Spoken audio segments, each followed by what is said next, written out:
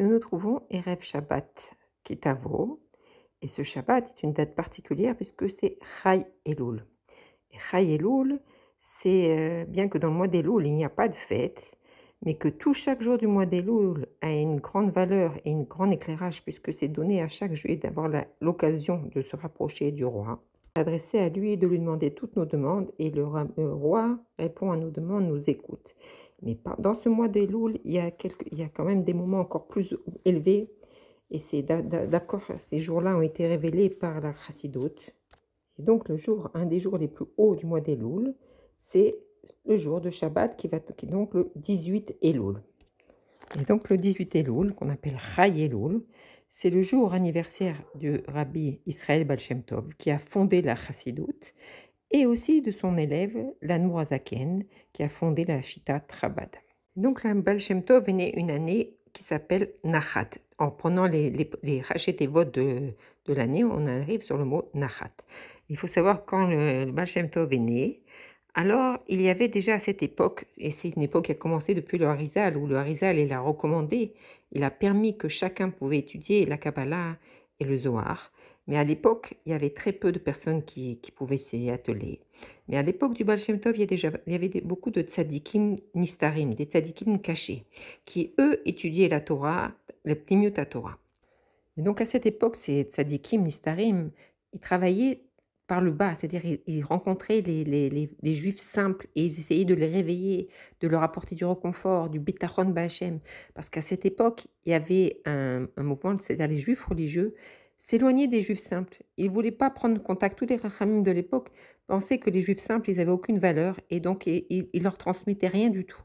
Et donc ces tzadikim cachés venaient par le bas, ils se déguisaient, ils s'habillaient comme les juifs simples et par ce biais-là, ils arrivaient à les influencer. Et beaucoup de tzadikim cachés, on les appelait les Baal Shem, c'est-à-dire maîtres du nom, parce qu'ils prenaient le nom d'Akadosh Baruch Hu et ils faisaient beaucoup de miracles avec, et comme ça, ils pouvaient influencer vraiment les juifs simples. Et donc à cette époque, en plus des conditions physiques très très difficiles, toujours le peuple juif persécuté, il y avait une scission complète entre ceux qui étudiaient la Torah et le peuple. Donc le peuple en lui-même n'était pas du tout influencé par la Torah. Il arrivait des occasions où les Talmidei Chachamim parlaient aux gens simples, alors il leur faisait très très peur. Il leur disait que c'était très grave leur situation, qu'ils n'avaient plus de lien avec le judaïsme, qu'ils allaient payer très très cher. Et en fait, il leur enlevait leur vie, leur espoir, il les cassait complètement. Et d'ailleurs, c'est pour ça qu'on dit que quand le Baal Shem Tov il est né et qu'il a commencé à réveiller le peuple juif, on dit qu'à ce moment-là, le peuple juif était dans une situation d'évanouissement. Il n'avait plus de souffle de vie. C'est-à-dire que la situation était tellement basse que la même chose quand quelqu'un est évanoui, il respire, mais on ne voit pas qu'il vit, on ne voit pas, il n'a aucune action vivante. Et c'est exactement le cas du peuple juif à cette époque, une époque très très basse où il n'y avait plus de souffle de vie juive. Et on sait que quand quelqu'un est évanoui, une des manières de le réveiller, c'est de lui souffler son nom à l'oreille. Et c'est ce qu'a fait Akadosh Baruch Hu. Il a fait descendre une grande neshama dans un corps qui s'appelle Israël pour justement réveiller le peuple juif de son évanouissement. Donc le rabbi Israël Baal Shem Tov est descendu sur terre pour réveiller le peuple juif qui était dans une situation très très basse. Pas seulement le réveiller, mais l'élever vraiment à un niveau beaucoup plus haut que ce qu'il était. Et d'ailleurs, on voit que le Baal Shem Tov, on a rajouté Tov. On a dit qu'il y a une période où il y avait beaucoup de tzadikim cachés qu'on appelait les Baal Shem. Et là, il s'appelle Baal Shem Tov. Et donc, Rabbi Israël Baal Shem Tov, le jour de son anniversaire, a mérité que son maître très connu s'est révélé à lui. Et qui était ce maître? C'était Aryeh Hacheloni, qui était enfant à la sortie d'Égypte et qui a eu donc le mérite d'être dans le peuple quand on a reçu la Torah. C'était un grand prophète, et d'ailleurs une des prophéties très connues de lui, c'est qu'il avait prophétisé qu'après le départ de Shlomo Améler, alors il y aurait une scission dans les rois d'Israël. Et l'élève le plus connu de Aryeh Hacheloni, c'est Eliyahu Hanavi. Et on sait qu'Eliyahu Hanavi s'est dévoilé au Harizal. Il a étudié avec lui tous les sodotes de la Torah, tous les secrets de la Torah. Donc on voit que Eliyahu Hanavi, il a révélé les plus grands secrets, mais lui, il n'a pas eu le mérite d'assister au Mahamad Arsina. Il n'était pas là quand on a reçu la Torah. Il est venu beaucoup plus tard. Tandis que Aryeh Hacheloni, il a vécu Matan Torah et donc il a transmis au Baal Shem Tov, il s'est révélé au Baal Shem Tov vraiment en être de chair et de sang, et il a étudié avec lui et lui a révélé tous les secrets de la Torah.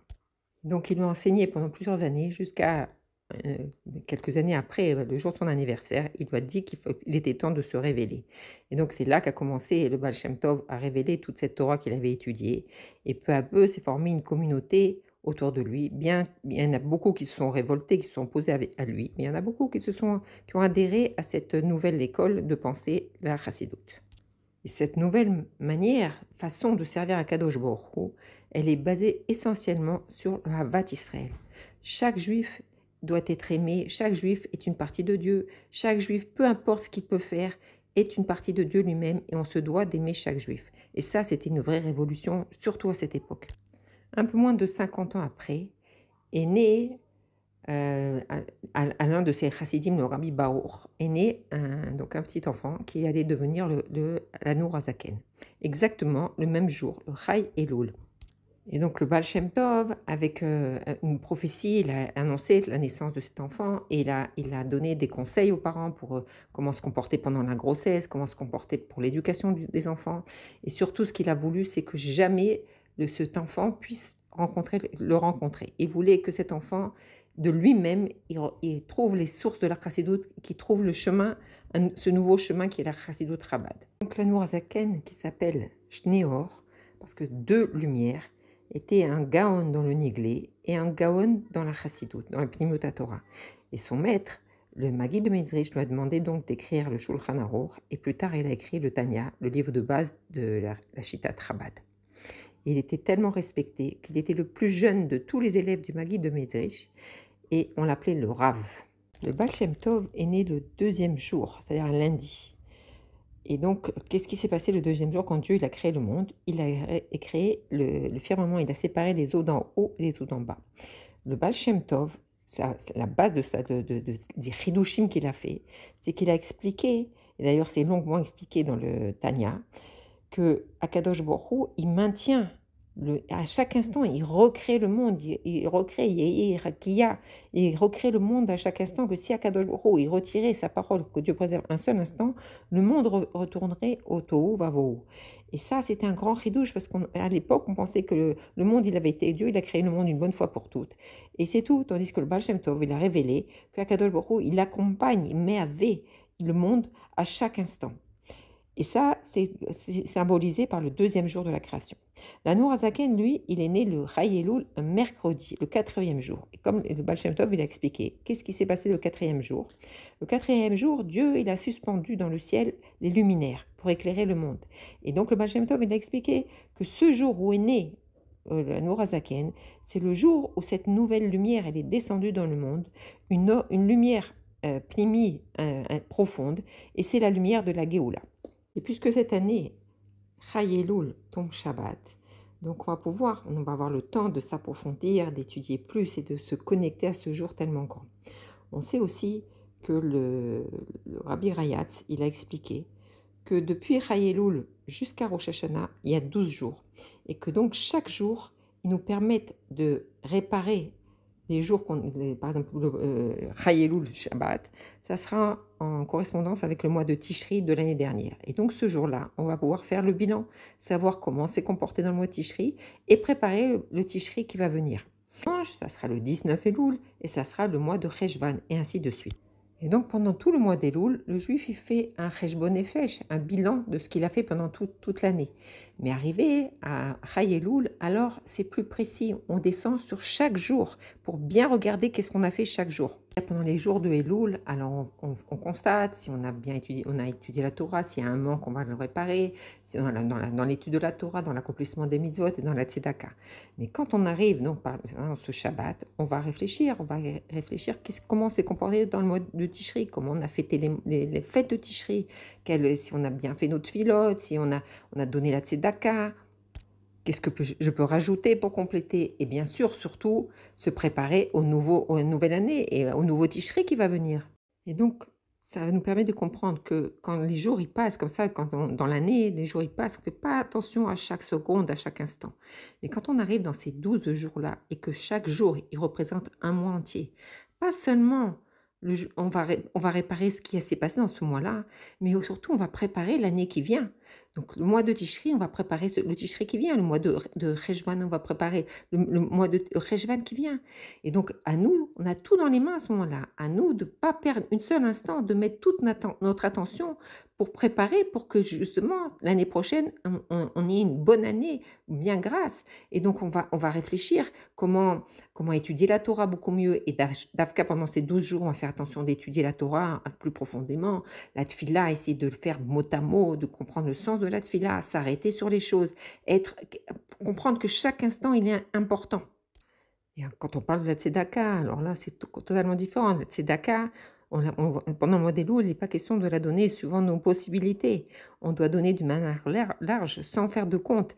Et une fois, le rabbi, il a dit que quelqu'un qui va donner la tzedaka beaucoup plus que ses moyens lui permettent, alors il oblige à Kadosh Baruch Hu à lui donner la parnassa en fonction de la tzedaka qu'il a donnée.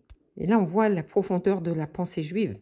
C'est que la logique, elle nous dirait, Akadosh Baruch Hu, il me donne la parnassa, et en fonction de ça, je donne la tzedaka. Là, non, le rabbi nous enseigne que c'est en fonction de nous. Comme nous, on donne la tzedaka, alors Akadosh Baruch Hu, il nous donne la parnassa pour l'année. Et une fois, le rabbi a répondu à quelqu'un, mais pourquoi tu limites Akadosh Baruch Hu? Pourquoi tu donnes peu de tzedaka? Et donc Akadosh Baruch Hu, il va te répondre de la même manière, avec la même parnassa dans la limite. Donne dans la largesse illimitée, et Akadosh Baruch Hu, il sera obligé de donner dans la largesse aussi sans limite. Et ça, c'est vraiment une promesse d'Akadosh Baruch Hu. Dans la tzedaka, on sait que ce qu'on donne à Kadosh Baruch Hu, il est obligé de rendre la tzedaka. Et donc, quand on donne dans le mois des Loul, plus que ses possibilités, alors Akadosh Baruch Hu, il nous donne illimité. Et donc, c'est le même principe dans l'étude de la Torah, dans la pratique de mitzvot, comment on se comporte pendant le mois des Loul, alors Akadosh Baruch Hu, il nous renvoie dans l'illimité.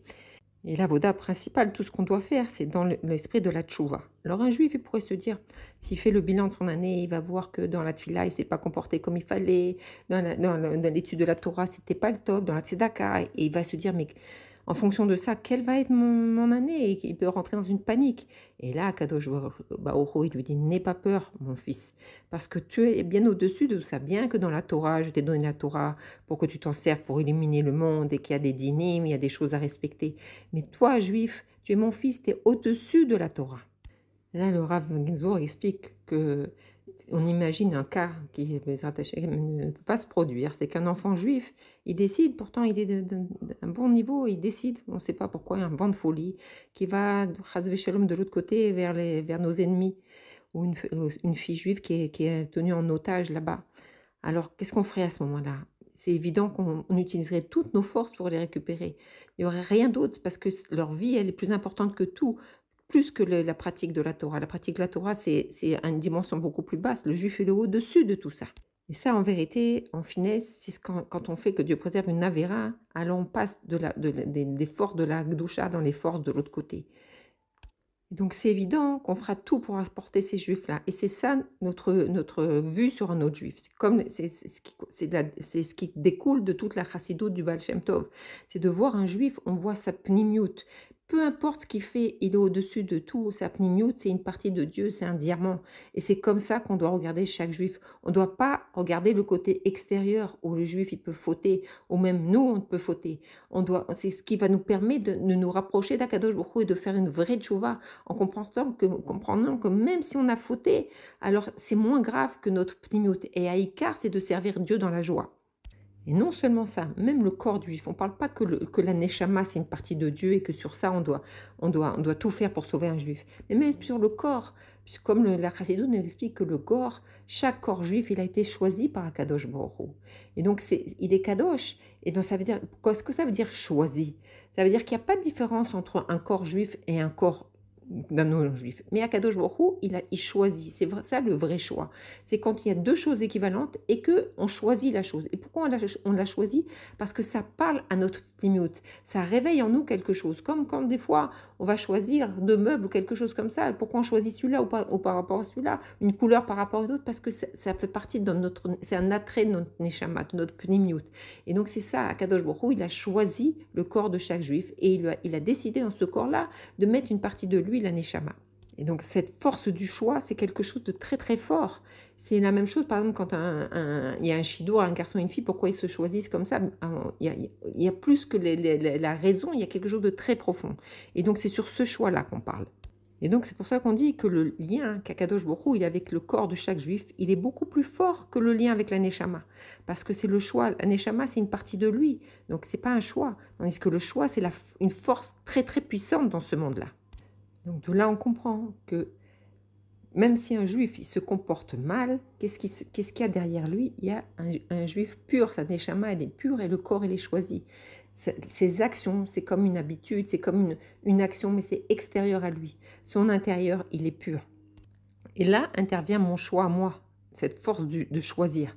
Quand je vois un juif qui est extérieurement et dans une situation pas très bonne au niveau de Torah et mitzvot, à moi de choisir. Est-ce que je vais le regarder comme quelqu'un avec une pnimiout pareille, un joyau de la Torah, et c'est pas toujours facile parce que des fois il y a tellement d'écrans, tellement de saletés qui sont posées sur lui que c'est très difficile de voir sa pnimiout.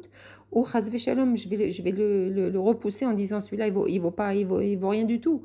Et donc si je fais ça, j'enlève le choix d'Akadosh Baruch Hu. Donc on comprend à quel point chaque juif il est précieux aux yeux d'Hachem et nous on doit avoir ce même choix.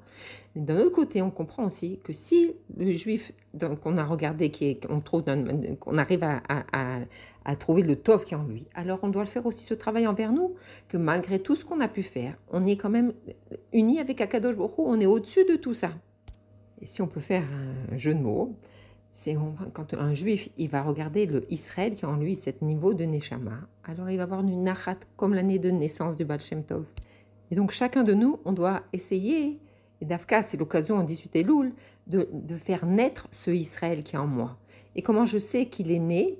Eh bien c'est quand je sens que je suis un avec Akadosh Baruch Hu et que c'est un lien tellement fort qui est au-dessus de, comme on dit que même si Israël il faute, il reste Israël, c'est révéler ce lien qui est en moi, cette force indestructible entre Akadosh Baruch Hu et moi. Et donc quand je vais révéler ce lien-là, alors je vais être loin de la faute, je ne vais pas avoir envie de fauter. Et c'est ça le travail du mois d'Elul. C'est pas partir du bas et regarder mes fautes, etc. Non, c'est bien sûr qu'il faut faire une liste de nos fautes, il faut les réparer. Mais savoir qu'on est bien au-dessus de tout ça. Et quand on révèle ce lien indéfectible avec Akadosh Baruch Hu, alors la faute, elle a plus de place. Et de là, on peut encore monter et raffermir ce lien avec Akadosh Baruch Hu. Et donc, pour résumer, un juif, il doit augmenter dans Torah, dans Tfilah, dans Tzedaka et dans la Tchouva. Mais tout ça est dans ce lien avec Akadosh Baruch Hu, mais tout ça dans un seul but, c'est de voir justement d'être concentré sur le but, pas seulement de regarder sur mes actions, mais de regarder où ça me mène. Quel est le but de toute cette avoda? C'est-à-dire par quoi je suis attiré. On peut être un juif qui fait Torah, Tfilah, Tzedaka, Tchouva, qui fait tout, mais qu'est-ce qui l'attire? Où son cœur court? Est-ce que c'est vers la Géoula? Et c'est ça qu'on doit se remettre en question. Savoir, c'est quoi la Géoula? C'est pas simple, c'est de penser que c'est pas, je dois pas simplement arranger ma vie à moi et mes fautes et me réparer et regarder qu'est-ce que je mérite, qu'est-ce que je mérite pas, où on est. Mais je dois regarder du côté d'Akadosh Baruch Hu. Qu'est-ce qu'Akadosh Baruch Hu il veut? Akadosh Baruch Hu il veut la Géoula. Alors, qu'est-ce que je peux faire pour arranger, pour faire la volonté d'Akadosh Baruch Hu pour arriver au but de toute l'existence? C'est-à-dire que je ne vais pas faire mon cheshbon nefesh et je vais dire voilà, j'ai tout arrangé, j'ai prié, j'ai fait tchouva. C'est sûr que je vais mériter une bonne année à Kadosh Baruch Hu, il va me bénir d'une bonne année. Ça, c'est rester dans la galoute. Mon cheshbon nefesh, il doit se situer dans faire la même chose, mais se dire est-ce que j'ai avancé dans la Géoula? Est-ce que j'ai fait avancer le monde dans la Géoula? Pas si moi je me suis avancé, mais est-ce que j'ai avancé le monde dans la Géoula? Donc, c'est pas s'intensifier sur mes petites actions à moi, qu'est-ce que j'ai fait, où je vais arriver, mais aller beaucoup plus profonde. Quelle action je peux faire qui va faire avancer le monde? Quelle pensée je vais avoir qui va faire avancer le monde? C'est-à-dire être tout le monde conscient de ça à chaque instant, que toutes mes actions, mes paroles et mes actions, elles sont imbibées de ça pour faire avancer le monde vers la Géoula. Mais Bezrat Hashem, c'est sûr que chaque juif va avoir une année, une bonne Ktiva Vechatima Tova. Mais ce qu'on veut, c'est qu'Hachem, il ait lui aussi une année de Ktiva Vechatima Tova, une année de Géoula. Et tant qu'Akadosh Baruch Hu, il est voilé, alors lui aussi, il est en galoute. Et on doit le sortir de la galoute, comme on doit sortir tous les juifs de la galoute. Et tout ça, c'est aussi l'explication de la paracha Kitavo, le Dvar Malchut de la paracha de Kitavo, qui nous explique que le juif, c'est les bikurim d'Akadosh Baruch Hu. Le juif, il offre les fruits qu'il a tellement travaillé dessus, que c'est vraiment sa pnimiout.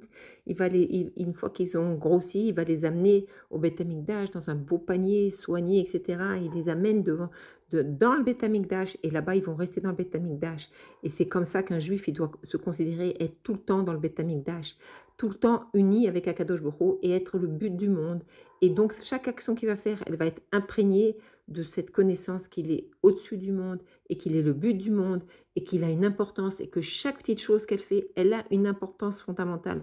Parce qu'en fait, ce qui va nous faire tomber et fauter, c'est parce qu'on se dit: «Oh, c'est pas important, quelle importance j'ai?» Non, mais quand on comprend qu'on a le focus sur nous tout le temps et donc on doit se comporter aussi bien qu'on a une grande responsabilité, mais on a aussi une grande récompense d'être les prémices d'Akadosh Baruch Hu. Et quand on est convaincu on comprend que chaque détail qu'on peut faire, il est primordial, il est important, alors ça change toutes nos actions, que Bezrat Hashem, on prenne conscience de notre valeur, qu'on est au-dessus du monde et qu'on voit concrètement qu'on est les prémices d'Akadosh Baruch Hu avant l'entrée de ce Shabbat 18 Elul.